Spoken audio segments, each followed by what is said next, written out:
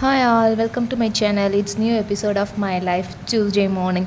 செவ்வாய்க்கிழமை இன்றைக்கி பார்த்தீங்கன்னா திங்கக்கிழமை வந்துட்டு கார்த்திகை முதல் தேதி அப்படின்றனால வீட்டில் சாம்பார் வச்சுருந்தோம். ஸோ அது மிஞ்சிடுச்சு அப்படின்றதுனால மறுநாள் அதே சாம்பார் வச்சு வெண்பொங்கல் வச்சுட்டோம். அவ்வளோ சிம்பிளான லன்ச் எங்கள் வீட்டில் முடிஞ்சுங்க.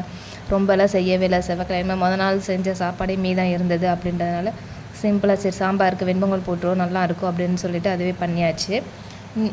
அதே மாதிரி பார்த்திங்கன்னா ரொம்ப நாள் ஆச்சு என்னோடய சேனலில் வந்து லாங் வீடியோ போட்டு. ஆமாங்க, திருக்கல்யாணத்தப்போ லாங் வீடியோ நான் எடுத்து அதை போஸ்ட் பண்ண முடியல. அதுக்கப்புறம் வந்து என்னால் வீடியோ போட முடியல. ஸோ 2 வீக்ஸ் ஆகிடுச்சு போடுறதுக்கு. கொஞ்சம் பர்சனல் இஷ்யூ இருந்ததுனால, பர்சனல் ஒர்க் இருந்துச்சு, அதனால் என்னால் வ்ளாக் போட முடியல. இனிமேல் கண்டிப்பாக என்னோட இதில் வந்து பூஜை வீடியோவும் ப்ளஸ் என்னோட ஹேர் கட் டிப்ஸ் வீடியோவும் வரும். அது எடுத்து வச்சுருந்தேங்க. வீடியோ எப்படியோ டிலீட் ஆகிடுச்சு. அது எப்படி டிலீட் ஆச்சுன்னு எனக்கும் தெரியல. நானே என்ன அறியாமல் டிலீட் பண்ணி விட்டேன். ஓல்டு வீடியோவில் நிறையா இருக்குது அப்படின்னு சொல்லிட்டு அதையும் சேர்த்து டிலீட் பண்ணிட்டேன் போல். ஸோ அதுவும் டிலீட் ஆகிடுச்சு. நல்லா எஃபெக்டிவான ஒரு வ்ளாக் எடுத்து வச்சுருந்தேன். ஹேர் டிப்ஸ் உங்களோட ஷேர் பண்ணிக்கலாம் அப்படின்னு சொல்லிட்டு கடைசியில் அதை நானே என்ன அறியாமல் டிலீட் பண்ணிட்டேன். இந்த வாரம் செவ்வாய்க்கிழமை வந்து நல்லபடியாக எனக்கு வந்து பூஜை முடிஞ்சுது. எல்லோரும் கண்டிப்பாக வந்துட்டு கார்த்திகை முதல் தேதியிலேருந்து நிறைய பேர் மாலை போட்டிருப்பாங்க ஐயப்பனுக்கு. மெயினாக ஐயப்பனுக்கு போடுவாங்க, அதுக்கப்புறம் முருகருக்கும் போடுவாங்க. நீங்கள் யாரெல்லாம் ஐயப்பனுக்கு மாலை போடுவீங்க அப்படின்னு சொல்லிட்டு எனக்கு மறக்காமல் சொல்லுங்கள், தெரிஞ்சுக்கலாமேன்னு ஒரு சின்ன ஆசை தான். ஏன்னா என்னோடய ரிலேட்டிவ்ஸ் எல்லாருமே வந்துட்டு மாலைலாம் போடுவாங்க ஐயப்பனுக்கு, அதனால தான் கேட்குறேன்.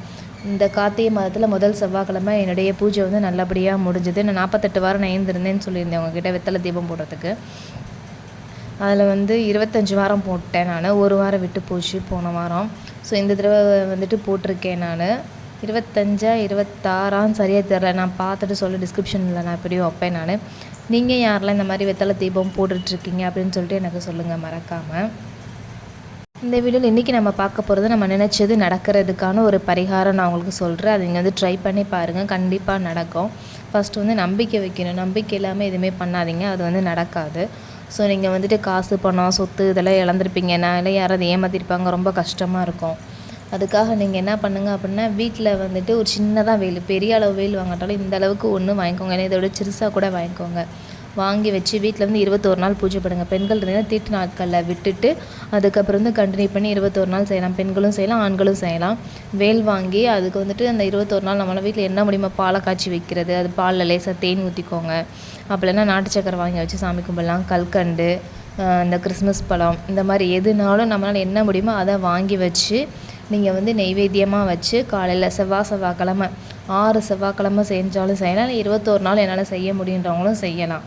ஸோ நீங்கள் வந்துட்டு இந்த மாதிரி செஞ்சு பாருங்கள், கண்டிப்பாக உங்களுக்கு வந்துட்டு நல்லது நடக்கும். நம்ம இழந்த பணம் இது எல்லாமே வந்துட்டு நம்மளுக்கு திரும்ப வந்து கிடைக்கிறதுக்கு வாய்ப்புகள் அதிகமாகவே இருக்குது. ஸோ நீங்கள் வந்து மனசார இந்த வழிபாடு பண்ணுங்கள். அது என்ன மந்திரம் அப்படின்றத நான் வந்துட்டு உங்களுக்கு டிஸ்கிரிப்ஷன் பாக்ஸில் வைக்கிறேன், சரிங்களா? நீங்கள் வந்து செஞ்சு பாருங்கள், கண்டிப்பாக நல்லது நடக்கும். இந்த வாரம் வந்துட்டு நான் 6 வெத்தலை வச்சு 6 தீபம் இந்த மாதிரி வச்சு நான் கும்பிட்ருக்கேன். எனக்கு ரொம்ப நாள் ஆசை இந்த மாதிரி பண்ணணும் அப்படின்னு சொல்லிட்டு. ஸோ இதுக்காக ஒரு பலகாவும் தயார் பண்ணி இந்த மாதிரி நான் பண்ணியிருந்தேன். இந்த வாரம் செவ்வாய்க்கிழமை வந்துட்டு அதுவும் கார்த்திகை முதல் செவ்வாய் நல்லபடியாக என்னோடய சாமி கும்பிட்டு நான் முடிச்சுட்டு நான் விரதம்லாம் இருக்கலைங்க. நான் சொன்ன மாதிரி எனக்கு வெத்தலை தீபம் போடணும், நம்ம நினச்ச காரியம் நடக்கணும் அப்படின்னு. எனக்கு பாதி தான் நடந்திருக்கு, சின்ன பாதி நடக்கணும். அது நடந்ததுக்கப்புறம் நான் என்ன நேர்ந்துக்கிட்டேன், என்ன மாதிரி எதுக்காக நான் வேண்டுதல் வச்சுன்றதை நான் கண்டிப்பாக சொல்கிறேன். நான் கண்டிப்பாக வந்துட்டு முருகரை நம்புகிறேன், எனக்கு அது கிடைக்கும் அப்படின்னு சொல்லிட்டு.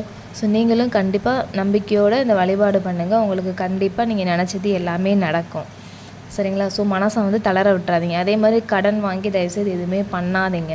கடன் வாங்கி பண்ணி தான் நம்ம வந்து இவ்வளோ நிலைமைக்கு வந்திருக்கோம். அதனால் முடிஞ்சளவுக்கு கடனை தவிர்த்துட்டு எவ்வளோ நம்மளால் முடியுமோ நம்ம வசதிக்கு ஏற்ற மாதிரி பண்ணுங்கள், சரிங்களா? அதுதான் ரொம்பவே நல்லது.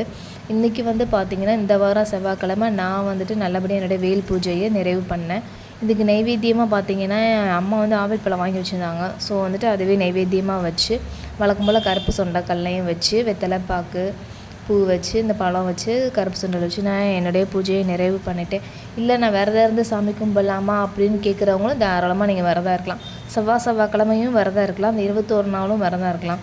ரொம்ப கடுமையாக தான் விரதம் இருக்குன்னு நம்மளுக்கு முருகர் சொல்லவே இல்லைங்க. நம்மளால் என்ன முடியும்? ஏன்னா உடம்பு நல்லா இருந்தால் மட்டும்தான் நம்ம சாமி கும்பிடவே முடியும். ஸோ நீங்கள் வந்துட்டு உங்கள் ஹெல்த்தை பார்த்துட்டு அதுக்கேற்ற மாதிரி விரதம் இருந்து சாமி கும்பிடுங்க. முடிஞ்சுன்னா ஓம் சரவணபவ 108 தடவை எழுதி நீங்கள் அதையும் மாலையாக கட்டி நம்ம முருகருக்கு போடலாம். நான் இப்போ அது பண்ணிக்கிட்டு இருக்கேன்.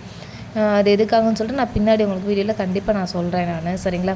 ஸ்ரீராம ஜெயம் எழுதி நம்ம எப்படி எழுதி ஆஞ்சநேயருக்கு போடுவோமோ அதே மாதிரி முருகருக்கும் 108 தடவை ஓம் சரவணபவ அப்படின்னு எழுதி நீங்கள் வந்து அதை மாலையை கட்டி முருகருக்கு போடுங்க. உங்கள் வேண்டுதல் நிறைவேற வரைக்கும். அதே மாதிரி நீங்கள் ஏதாவது வேண்டியிருக்கீங்க, இப்போ குழந்தைக்கு வேண்டியிருக்கீங்க அப்படின்னா அந்த குழந்தைக்காக நல்லபடியாக வேண்டி சாமி கும்பிட்டு உன்னோட அடிமைகளாக நாங்கள் இருக்கோம் முருகா, உன்னோட பக்தர்களாக நாங்கள் இருக்கோம் முருகா அப்படின்னு சொல்லிட்டு வேண்டிக்கோங்க. கண்டிப்பாக நடக்கும். வீடியோட எண்டுக்கு வந்தாச்சு. இது வரைக்கும் என் வீடியோவை பார்த்து சப்போர்ட் பண்ண எல்லாருக்கும் ரொம்ப ரொம்ப நன்றி.